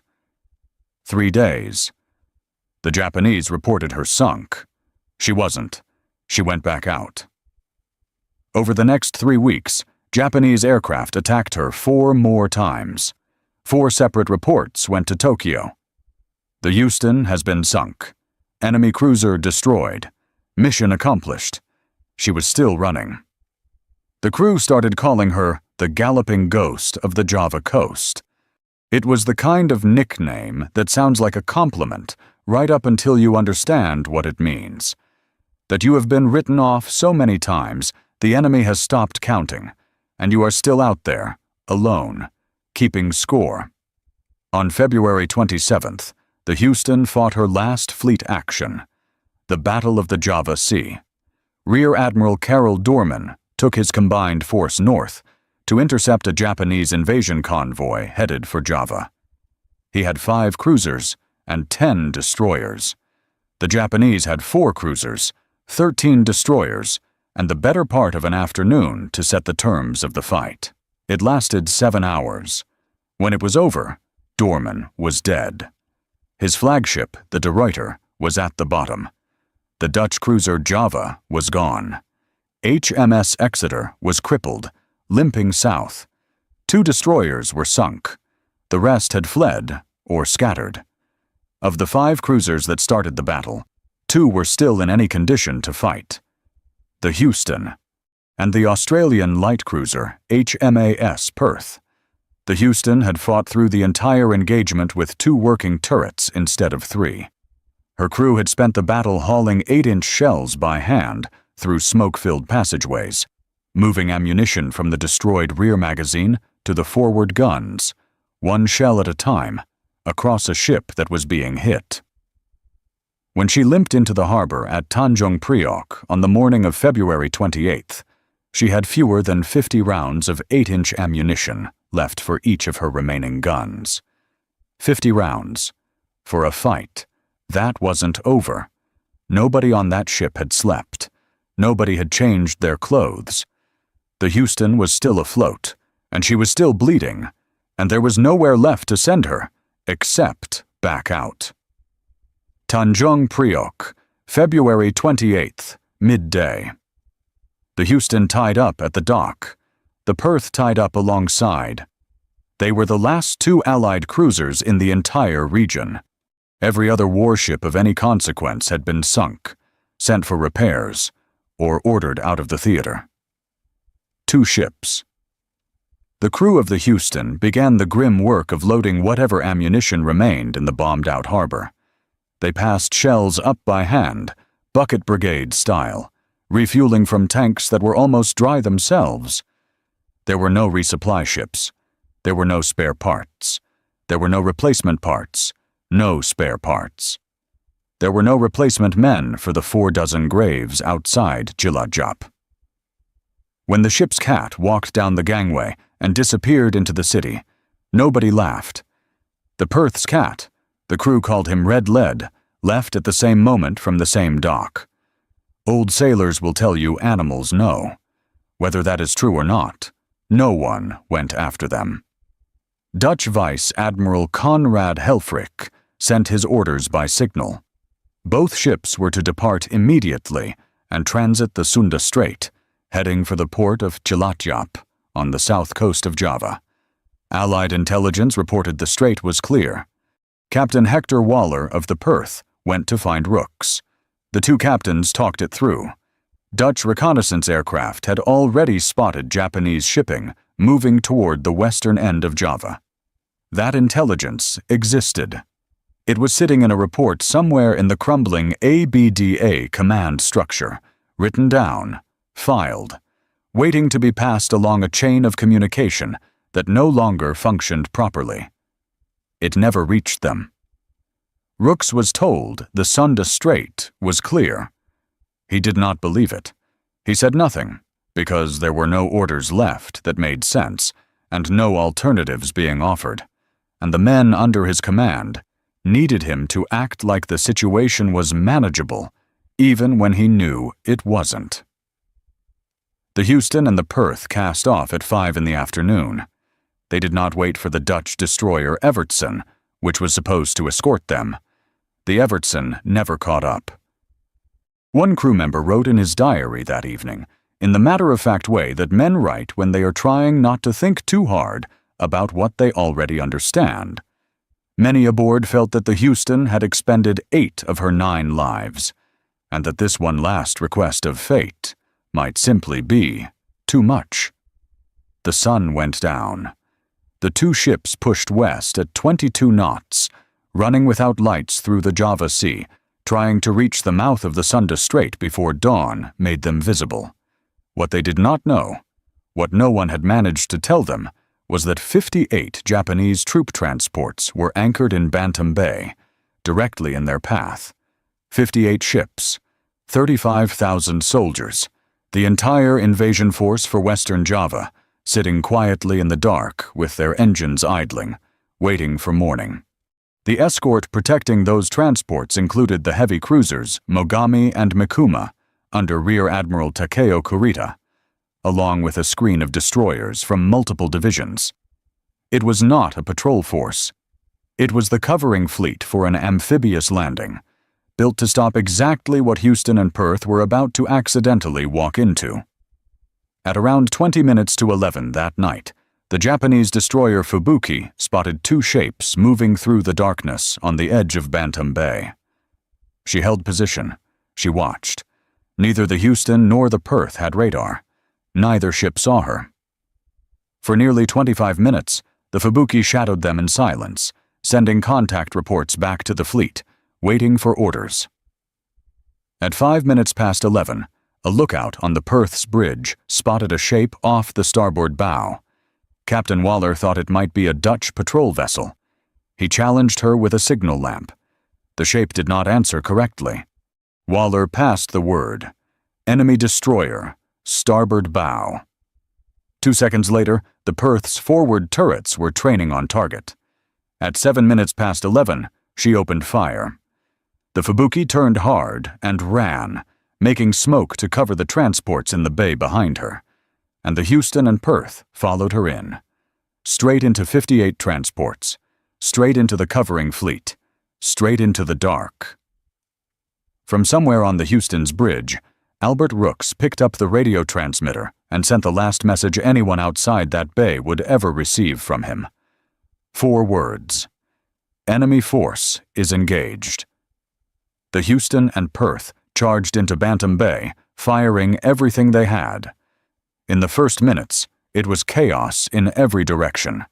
Their shells finding transports in the dark, Japanese torpedoes racing through the anchorage, the whole bay erupting in noise and fire, and searchlight beams cutting the water. The fighting was close. Close enough that men on the Houston's deck could see figures moving on the Japanese ships coming at them. That close. In the confusion of that first exchange, Japanese torpedoes, most likely from the Fubuki, ran wide of their targets and struck their own fleet. The transport Ryujo Maru took a hit and went down. She was carrying Lieutenant General Hitoshi Imamura, the commander of the entire invasion force for Java, 35,000 men. The operation that was supposed to finish the conquest of the Dutch East Indies was thrown into the water and had to swim to shore. He survived. The irony was lost on no one who later read the after-action reports. The Perth went first. She was hit by 4 torpedoes in rapid succession, somewhere just after midnight. Captain Hector Waller was last seen standing on his bridge, looking down at guns that had nothing left to fire. He went down with his ship. When the Perth disappeared, every Japanese gun in Bantam Bay turned toward the Houston. She was alone. One survivor, floating in the water later that night, described what he saw when he looked back. The star shells were still burning overhead. We could see the Japanese sailors on the decks of the destroyers. We were that close. She fought for 30 more minutes, alone, against a fleet. A torpedo found the after engine room. The Houston's speed dropped to 15 knots, then less. Steam flooded the lower decks. Smoke poured up through the gun hatches. Men abandoned their positions, not from fear, but because the air below was no longer breathable. They came back up. They went back to their guns. A shell hit the front face of turret 2 at the moment a powder charge was being rammed. The round was a dud. It didn't detonate, but the flash ignited the propellant in the loading tray. Fire raced down into the forward magazine. Rooks gave the order to flood the magazine. The last 2 8-inch turrets went silent. From that moment on, the Houston fought with her 5-inch secondary guns, the short-range weapons designed for anti-aircraft work, now being used to fight off cruisers and destroyers in the dark at point-blank range. She kept firing. Somewhere in the water, off the Houston's stern, a life raft was sinking. There were too many men on it. Survivors from earlier in the fight, men who had been blown overboard or had jumped when their stations were destroyed. The raft was designed for 8. There were more than a dozen men clinging to it, and it was going under. Commander George Rents was among them. He was 59 years old, 1 year from retirement. He had been the Houston's chaplain, the man who said Sunday services on the fantail, who sat with the sick in the ship's hospital, who wrote letters home for the men who couldn't find the words themselves. He looked at the men around him on the sinking raft. He reached down and took off his life jacket. He held it out to the nearest young sailor. He said, "You men are young, with your lives ahead of you. I'm old and have had my fun." He said a brief prayer. Then he pushed off from the raft and swam away into the dark. No one saw him again. The Navy awarded him the posthumous Navy Cross, the only chaplain in the United States Navy to receive that honor during the Second World War. He was not looking for a medal. He was just doing the arithmetic. 30 minutes past midnight, March 1st, 1942. Albert Rooks was standing on the signal bridge with Lieutenant Walter Winslow when he gave the order. He called for the ship's bugler, Marine Private Jack Lee. Bugler, sound abandoned ship.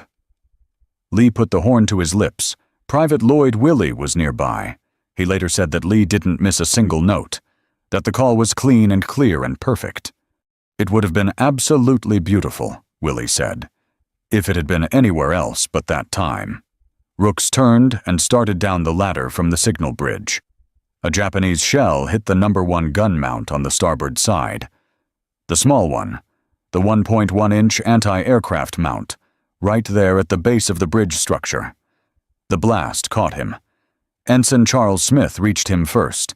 He pushed 2 morphine syrets into Rooks's arm. It was too late. Ah Fong found him next. The ship's cook, a heavy-set Chinese man the crew called Buddha, hired in Singapore 2 years earlier, who had fed these men through 3 months of war. He gathered the captain into his arms and rocked him slowly back and forth. He said, "Captain, die. Houston, die. Buddha, die too." He would not leave the ship. He didn't. The executive officer, Commander David Roberts, suspended the abandoned ship order. The Houston was still moving, still fast enough that jumping into her wake would kill a man. So the crew kept fighting. They fired the 5-inch guns until there were no 5-inch shells. They fired the anti-aircraft guns until there was no anti-aircraft ammunition. They fired star shells, illumination rounds not designed as weapons, at Japanese destroyers coming in at close range. Gunnery Sergeant Standish climbed into the forward anti-aircraft platform and got behind a .50 caliber machine gun and refused to come down. He was still firing when the water reached him. At 33 minutes past midnight, Roberts gave the order a second time: abandon ship. At approximately 1:45 in the morning, the USS Houston rolled hard to starboard. She paused there for a moment. One survivor wrote that she seemed to right herself, like a dog shaking water from its back. And then she went under. The stars and stripes were still flying from her mainmast. Still too blocked, as the old Navy expression goes, all the way to the end. In Seattle, on McGillivray Boulevard, Edith Rooks was waiting. She wrote to his commanding officers. She wrote to the Navy Department. She wrote to anyone who might have seen him, anyone who might know whether a prisoner had been taken from the Houston, whether there was a camp somewhere with his name on a list. She got no answers. Then, in the spring of 1943, when she had nearly stopped hoping, a shortwave radio report came in from somewhere in the Pacific. Captain Albert H. Rooks had been seen at a prison camp in Formosa. She held on to that. She held on to it until April of 1943, when the Navy formally declared him killed in action. She received his Medal of Honor in the mail. In June of 1944, she stood at a shipyard and christened a new destroyer, the USS Rooks, hull number DD-804. She broke a bottle of champagne across the bow and watched the ship slide into the water. That destroyer fought at Okinawa. She earned 3 battle stars in the Pacific War and 2 more in Korea. She was transferred to Chile in 1962 and scrapped in 1983. Edith Rooks lived in that house for the rest of her life. She never remarried. On June 24, 1942, while Albert Rooks was still listed as missing in action, the Secretary of the Navy held a ceremony in Washington. He presented the Medal of Honor to a 20-year-old Harvard student named Harold Rooks. Harold was in the ROTC. He was going to graduate the following May. He was going to be commissioned as an ensign and serve on the USS New Orleans as a gunnery officer, and come home from the war and go to Harvard Law School and become an attorney in Seattle, and live a full life that lasted until 2012. But on that June afternoon in 1942, he was just a boy in a uniform accepting a medal on behalf of a father who was somewhere at the bottom of the Sunda Strait. There is a photograph of that ceremony. It does not require a caption. The wreck of the USS Houston lies on the floor of the Sunda Strait, about a mile off the coast of Java. She has been there for over 80 years. Nearly 700 American sailors and Marines are inside her. In 2014, a joint American-Indonesian naval survey discovered that the wreck had been disturbed. Rivets pulled out, hull plates cut away, personal effects removed from inside the ship. Oxygen equipment for divers was found on the seafloor nearby. Whoever did this came prepared. They came more than once. In 2015 and 2016, industrial salvage operations worked the area surrounding Houston and Perth with drop chisels and cranes. The Perth lost roughly 60% of her starboard hull plating, torn off and hauled to the surface. Houston was partly targeted as well. The metal had value, not because of its weight, but because of what it lacked. Steel manufactured before 1945 contains no trace of nuclear fallout. The atmospheric testing that began after the war contaminated the global background radiation permanently. Pre-war steel is some of the only metal on Earth that can be used to build instruments sensitive enough to detect single particles of radiation, the kind used in medical equipment, in cancer screening, in the tools that keep people alive. They were melted down and turned into laboratory instruments. Nobody was charged. Nobody was arrested. In 2018, Indonesia and Australia jointly declared the area a protected maritime memorial. It took 76 years. Washington couldn't save the Houston in 1942. 76 years later, it couldn't protect her grave. Albert Rooks is buried at sea. Somewhere in the Sunda Strait, in water he never wanted to be in a ship he never wanted to lose. There is no headstone. There is no grave to visit. His name is on a park outside Walla Walla, on a destroyed destroyer, on a Medal of Honor citation that most Americans have never read. He knew what was coming. He wrote it down. He went anyway. That is the whole story. But here is the thing I keep coming back to. Rooks was 50 years old when he died on that signal bridge. He had given 28 years to the Navy. He had a wife in Seattle and a son at Harvard and a house on a street where the lights were probably still on. And he made a choice. Not because Washington ordered it, not because he thought he could win, but because that is what a man like Albert Rooks did. He looked at the situation clearly, clearer than anyone in the room, and he decided that the kind of man he was going to be mattered more than the odds. If your father served in the Second World War, in the Pacific, in Europe, anywhere in between, he may have known a man like Rooks. He may have been in a room with someone who made a decision exactly like that one, sat across a table from him, watched him walk out a door, and never said a word about it when he came home. Those stories are disappearing now, one family at a time. If you ever heard something at the dinner table, something your father mentioned once and never repeated, or something your grandfather said the night before he died, the kind of story that history books never recorded and never will, leave it in the comments below. Don't let it disappear. These men deserve better than silence. I'll see you in the next one. The night of November 13th, 1942. Iron Bottom Sound, Guadalcanal. The destroyer Amatsukaze was running at full speed through the darkness, her guns trained forward, her captain on the bridge watching the shapes of American ships appear and disappear in the black water ahead. Commander Hara Tameichi gave the order to fire. His ship performed exactly as she had been built to perform. The engagement lasted minutes. When it was over, he had won. That night, back in his cabin, Hara opened his journal and wrote, not about the victory, not about the ships he had helped sink. He wrote that Japan was losing the war. He was a destroyer captain who had just won a battle in a campaign that his navy was, by every official measure, winning.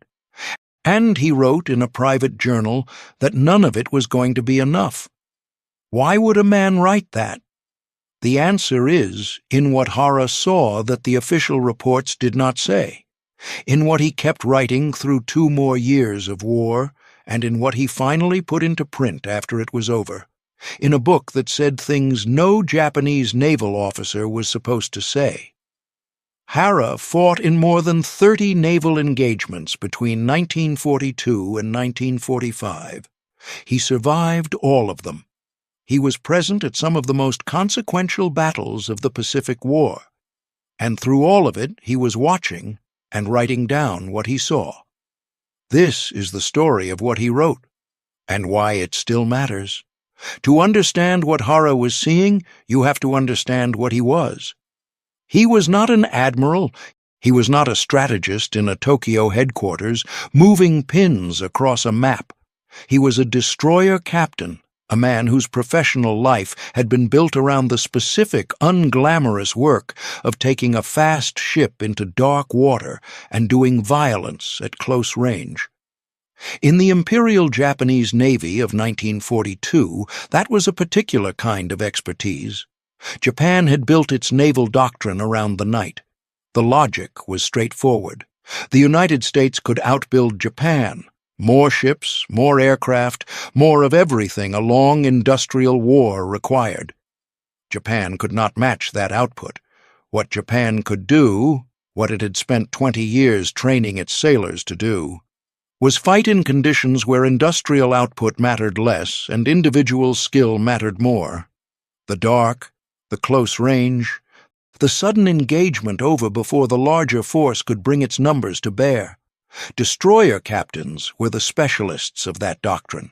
The long lance torpedo, the Type 93, was the weapon around which the night-fighting doctrine was built.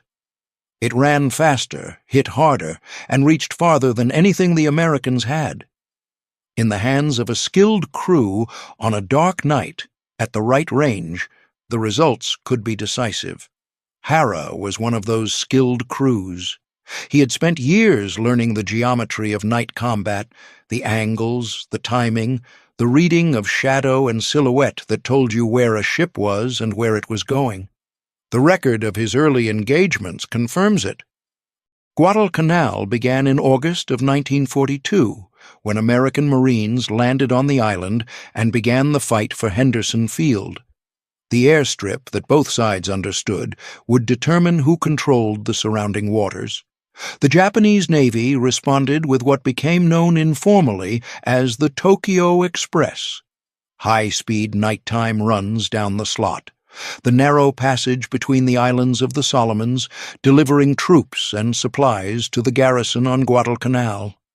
Destroyers were the workhorses of this operation, fast enough to make the run in darkness, armed well enough to handle whatever the Americans sent against them, at least in the early months. In the night actions of late 1942, the Japanese destroyer force performed well.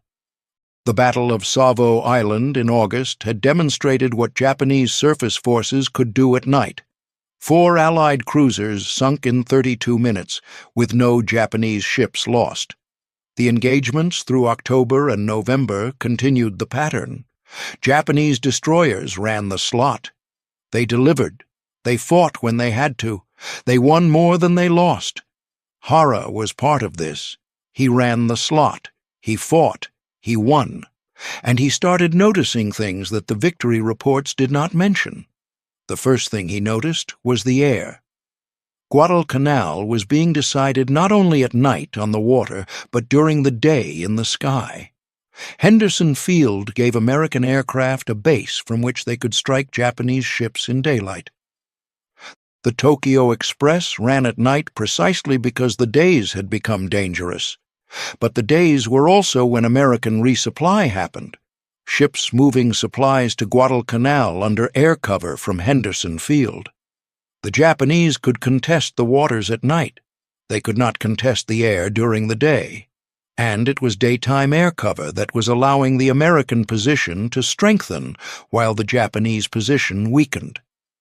He wrote about this in his journal, not in a formal report. Formal reports emphasized what was going right. In his journal, he wrote that Japan was winning the nights, but not the days, and that Guadalcanal was ultimately going to be decided by whoever controlled the days. The second thing he noticed was the counting. Every time a Japanese ship was sunk, he watched to see what replaced it. Every time an American ship was sunk, he watched to see what replaced that. The Americans replaced their losses faster. Not immediately. The early months were costly for both sides. But the trend was visible if you were watching the trend rather than the most recent engagement. A man who has just won a battle is not naturally inclined to count the enemy's replacements. He is inclined to count his own kills. Harada counted both. The third thing he noticed was subtler. The Americans were getting better, not just at individual skills, though that was happening too. They were getting better at coordination, at using information, at positioning their forces for engagements that played to their strengths rather than to the strengths of the Japanese. In August, the Americans had been surprised repeatedly. By November, they were being surprised less often. Something was changing on their side, something that was not just a matter of ships and weapons, but of how those ships and weapons were being used. None of this appeared in official Japanese assessments. The official picture emphasized the tactical victories, the ships sunk, the supplies delivered, the engagements won. It did not look at the direction those things were moving. It did not ask whether tactical victories were producing strategic results. Harada looked at the direction. He asked whether it was working. His conclusion, reached in the autumn of 1942 and recorded in a journal no superior officer would ever read, was that it was not working. The campaign was consuming Japanese resources at a rate that could not be sustained, delivering results that were real but insufficient, moving toward an outcome the tactical picture was being used to obscure rather than illuminate. He kept showing up. He kept running the slot. He kept fighting, winning individual engagements, and writing in his journal at the end of them. By the spring of 1943, Hara had a new ship, Shigure, a destroyer launched in 1935, unremarkable in her specifications, distinguished entirely by what would happen to her over the next 2 years. Hara took command of Shigure in early 1943 and began the same work, running convoys, escorting transports, fighting when intercepted. What he was writing in his journal was changing. In 1942, his entries had been observations, things he noticed, patterns beginning to form. In 1943, the entries became confirmations of a conclusion he had already reached, the night of August 6th and 7th, 1943. Vela Gulf, a Japanese force of 4 destroyers, Arashi, Hagekaze, Kawakaze, and Shigure, was running supplies to the garrison at Kolombangara. Hara was commanding Shigure, the last ship in the column.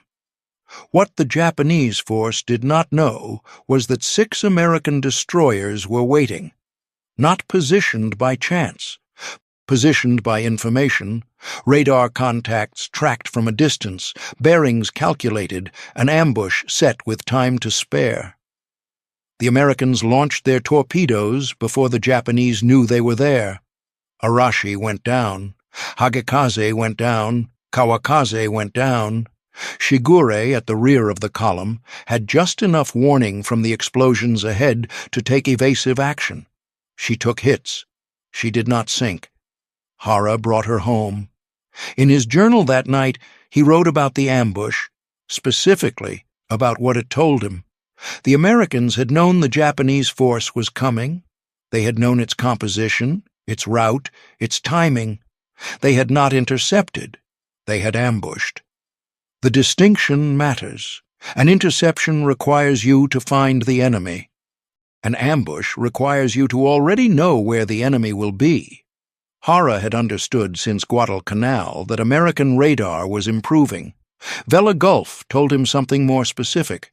The Americans had learned not just to detect Japanese forces at night, but to use that detection to build a tactical picture complete enough to plan around. This was not just better equipment, it was better integration. Radar feeding information to commanders who had learned to trust it and act on it before visual confirmation was possible. He wrote that this was the kind of advantage that did not go away. A ship could be sunk and replaced. A radar set could be damaged. But the practice of building a tactical picture from available information and acting on it decisively, that was a skill being developed at the institutional level on the American side, and it would be present in every engagement from that point forward. He was right. Through the autumn of 1943, Hara continued to fight and to write. The second pattern he documented was the torpedoes. Early in the war, American torpedoes had been notoriously unreliable. The Mark 14, the standard American destroyer and submarine torpedo, ran too deep, failed to detonate, or detonated prematurely. American after-action reports from the early war years are full of accounts of torpedoes that should have sunk ships and didn't. Japanese sailors knew this. It was a reasonable assessment that one of the American Navy's primary offensive weapons was not performing as intended. By mid-1943, Hara was noticing that American torpedoes were behaving differently. The failures common in early engagements were becoming rare. American torpedo attacks were producing results more consistent with what the weapon was designed to do. He wrote about this carefully, As a man who understood that what he was observing had implications he did not want to be right about. An unreliable American torpedo had been a partial equalizer. It meant American numerical and production advantages were offset by weapon failure rates. A reliable American torpedo meant that offset was gone. The third pattern was the most difficult to articulate. The American sailors and pilots he was fighting in late 1943 were not the same as the ones he had fought in late 1942, not individually, collectively. In the early months of the war, American forces had often responded to Japanese tactics slowly or incorrectly. The night-fighting doctrine that had made the Tokyo Express possible had worked in part because the Americans had not yet developed reliable counters to it. By late 1943 they had, not perfect counters, but responses that were faster, better coordinated, and more likely to impose costs on Japanese forces, even when those forces were executing their doctrine well. Hara wrote that this kind of improvement, collective, institutional, was the most dangerous thing he was observing. Individual bravery could not be trained away. Individual skill could not be trained away. But institutional learning, the ability of an organization to take what it was experiencing in combat and translate it into changed practice across the fleet, that was something the Americans appeared to be doing and the Japanese appeared not to be doing at anywhere near the same rate. There was one more thing Hara recorded in this period.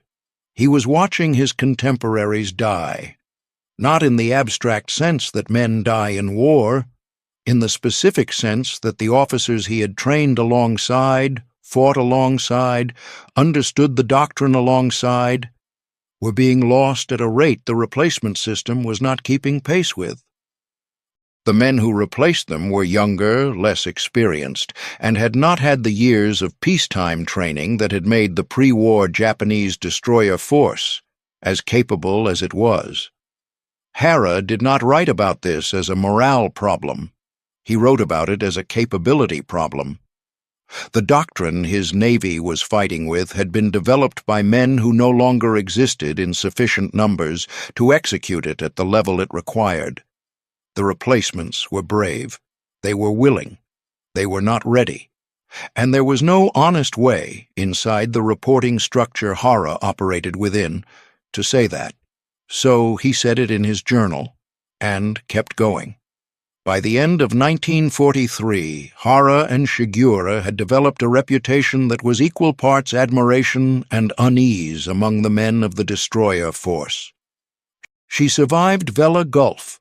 She survived Kolombangara. She survived Vela La Vela. At Empress Augusta Bay in November, where the cruiser Sendai was sunk and several destroyers were lost, Shigura came through again. When Hara wrote about Empress Augusta Bay, he did not write about what he had done right. He wrote about the men on the ships that had not come back. He had known some of them for years, trained alongside their captains, fought alongside their crews. They were gone. He was not, and he found, sitting in his cabin writing about it, that he could not fully explain why. He was skilled. He was prepared. His judgment under fire was as good as anyone's in the destroyer force, but he had also been last in the column at Vela Gulf, which is not a function of skill. He had made decisions at Empress Augusta Bay that he would have described afterward as reasonable, but not obviously superior to the decisions made by officers who did not come back. What he was grappling with, and recording in his journal with a precision that must have been uncomfortable to achieve, was the recognition that survival is not always earned. Sometimes it is positional. Sometimes it is the accumulated result of decisions none of which were individually decisive, but which collectively put you in a place where the night's violence passed over you rather than through you. He wrote that this recognition made survival feel like an obligation. If he was alive, when others who deserved to be alive were not, then what he did with the time he had carried a weight it would not have carried if survival had simply been a matter of being better. He kept writing. He kept writing down what he saw, not as an act of defiance, as obligation. October 24th into the 25th, 1944. Surigao Strait, Philippines. Hara was commanding Shigure, the last destroyer in the column of Vice Admiral Nishimura's Southern Force, the same position she had occupied at Vela Gulf a year earlier. Last in the column, trailing the force into the strait. The ships ahead of him were Yamashiro, Fuso, and a handful of other destroyers. They were sailing into a passage that American intelligence had mapped completely, that American radar was watching in real time, and that Admiral Oldendorf's battleships and cruisers were waiting at the far end of, arranged in a line across the northern exit. Hara did not know all of this, but he had spent 2 years writing about exactly this kind of situation. He had written about radar that could see in the dark. He had written about American forces that positioned themselves before the Japanese arrived rather than reacting after contact. He had written about the gap between what Japanese doctrine assumed and what American capability had become. What he was sailing into on the night of October 24th was all of those things simultaneously. The Fuso was hit first. A torpedo struck her. The precise source remains disputed in post-war accounts. And she began to burn. Then she broke apart. The two halves of a battleship drifting separately through the darkness, both on fire. Hara saw it from Shigure's bridge. He did not write about what it looked like. He wrote about what it meant. The Fuso was one of the most heavily armored ships in the Japanese fleet. She had been built to absorb punishment. She was burning in 2 pieces in a strait the force had not yet fully entered. The column kept moving. Nishimura, on Yamashiro ahead, had acknowledged the loss and continued north. Hara followed. Yamashiro sailed into the concentrated fire of 6 American battleships that had been tracking her by radar for most of the night. The American guns were not aimed at where Yamashiro was. They were aimed at where she was going to be. Yamashiro fought back. Her crews did not abandon their stations. They loaded and fired throughout the engagement, doing exactly what they had been trained to do. The shells they fired went into the darkness. None of them found American ships. At 4:19 in the morning, Yamashiro rolled and went under. Nishimura went with her. Hara was watching from the rear of the column. He had seen Fuso burn and break apart. He had seen Yamashiro fight and die. He had watched the destroyers ahead of him engage and be destroyed before they could accomplish anything decisive. He was now at the entrance to Surigao Strait with 1 ship, facing a line of American battleships. He turned Shigure around. This decision has been discussed and second-guessed in the accounts of Surigao Strait written over the decades since.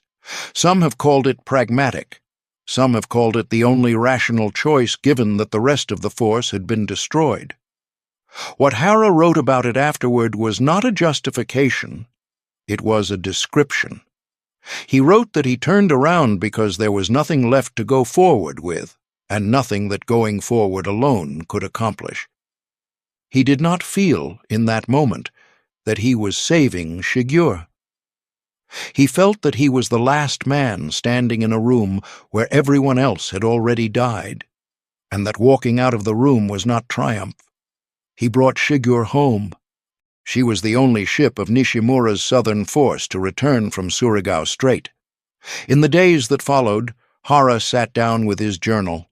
He had been writing in it for 2 years, about radar, about torpedo improvements, about replacement sailors who were not ready, about the widening gap between Japanese and American capability.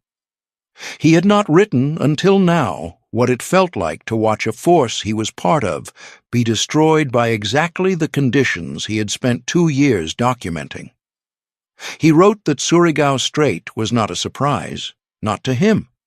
He had not known the specific details, the specific positions, the specific forces waiting, but he had known the shape of it. He had described the shape of it, in general terms, many times, in a journal that no one in a position to change anything had ever read. That was the weight he carried out of Surigao Strait, not guilt, not the grief of a survivor who cannot explain why he is alive and others are not. Something colder, the knowledge that the outcome had been predictable, that men had died in a trap that the pattern of the previous 2 years had made visible to anyone watching carefully, and that watching carefully had not been enough. He kept writing through the remaining months of the war. He was at sea when Japan surrendered. When it was over, he faced a different question. What do you do with 2 years of notes about the gap between the official record and what actually happened? Most Japanese naval officers who survived the war wrote nothing. Some wrote memoirs that attributed Japan's defeat to factors beyond anyone's control: American industrial output, the atomic bombs, the weight of material that no amount of skill or courage could have overcome indefinitely. These explanations were not wrong. They were incomplete. Hara wrote something different. In 1961, 16 years after the war ended, he published the account that had been building since the night he sat in his cabin on Amatsukaze and wrote that Japan was losing while the men on the ships around him were celebrating. The book was called Japanese Destroyer Captain. It was translated into English and published in the United States, where it found readers among naval officers and historians who recognized immediately that it was not like other accounts of the Pacific War written by officers from the losing side. The difference was not tone. Hara did not write with bitterness or the defensiveness of a man protecting his reputation. The difference was honesty about causes. Most post-war accounts by Japanese officers treated the tactical record as the primary subject. Ships sunk, engagements won, specific decisions and their immediate results. Hara went upstream. He wrote about the torpedo problem, not the specific failures of specific weapons, but the structural failure of a system that could not admit its weapons were not performing and therefore could not fix them. American torpedoes had been unreliable early in the war. American officers had reported this. The Navy investigated, found the problems, and corrected them. Japanese torpedoes had been among the best in the world at the start of the war. Japanese officers had been trained to assume they would remain so. He wrote about the replacement problem, not as a lament for the dead, but as a systematic analysis of what happens when an institution trains its best people, sends them into combat, and has no plan for when those people are gone. Japan had built a pre-war destroyer force of extraordinary capability. That capability lived in the men who had developed it over years. When those men died, the capability died with them. The replacements were sent into the same situations with a fraction of the preparation. He wrote about the reporting problem, the system in which the incentive was to report the most favorable interpretation of events rather than the most accurate one, in which officers who delivered unwelcome assessments found those assessments unwelcome, in which the picture of the war that reached decision-makers was systematically more optimistic than the picture available to anyone actually present at the engagements. None of this was comfortable to publish in Japan in 1961. The war was 16 years in the past, but the men Hara was writing about were in many cases still alive. Their families were still alive. Hara published anyway. He was careful to be precise rather than accusatory. He named what had gone wrong without turning the account into a verdict on individuals. But the analysis was clear. He wrote that Japan had not lost the war primarily because America was stronger. America was stronger, enormously, finally, decisively stronger. But Japan had accelerated its own defeat through institutional failures that compounded the underlying disadvantage into something far worse than it needed to be. Pilots and sailors sent into combat before they were ready, assessments that obscured the actual situation from the people who needed to understand it, a doctrine that had been correct at the start of the war and had become incorrect as the war developed. But that could not be revised, because revising it would have required admitting it was no longer correct.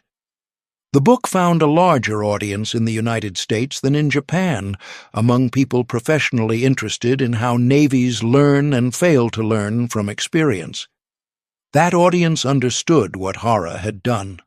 He had produced something rare in the literature of any war, an account written by a participant who had understood what was happening while it was happening, had recorded that understanding at the time, and was now presenting the record with the benefit of having been right.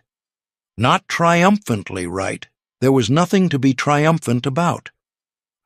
Right in the way that makes you wish, for the sake of the men who died, that someone had read what you were writing when it might still have mattered. Hara lived to see the war assessed and reassessed by historians with access to records from both sides. Long enough to see the analysis he had written in real time, confirmed by archival work of people who had spent careers examining what he had observed in hours. It did not appear to bring him satisfaction. What he had written about, in the end, was not about being right. It was about the cost of being right in a situation where being right and having the ability to act on what you were right about were two entirely different things. He had seen the shape of the outcome. He had written it down. He had kept fighting because there was nothing else to do. The men on Yamashiro had not known what was waiting in Surigao Strait. The men on Fuso had not known. The destroyer crews who ran the Tokyo Express had not known that the pattern of their victories was not producing the results the victories were supposed to produce. Hara had known, or close enough to knowing that the distinction does not much matter at the distance of 80 years, and the knowledge had not saved any of them. That is the thing his journal recorded that the official history could not. Not the outcome, not the tactics, not the numbers. The distance between understanding something and being able to do anything about it. The night of November 13th, 1942, Iron Bottom Sound, a Matsukaze fires. Hara wins the engagement. He goes below. He opens his journal. He writes that it is not enough. He was right. He kept writing. Nobody who could have changed anything was reading. That is what the journal was for. And that is why, all these years later, it still has something to say.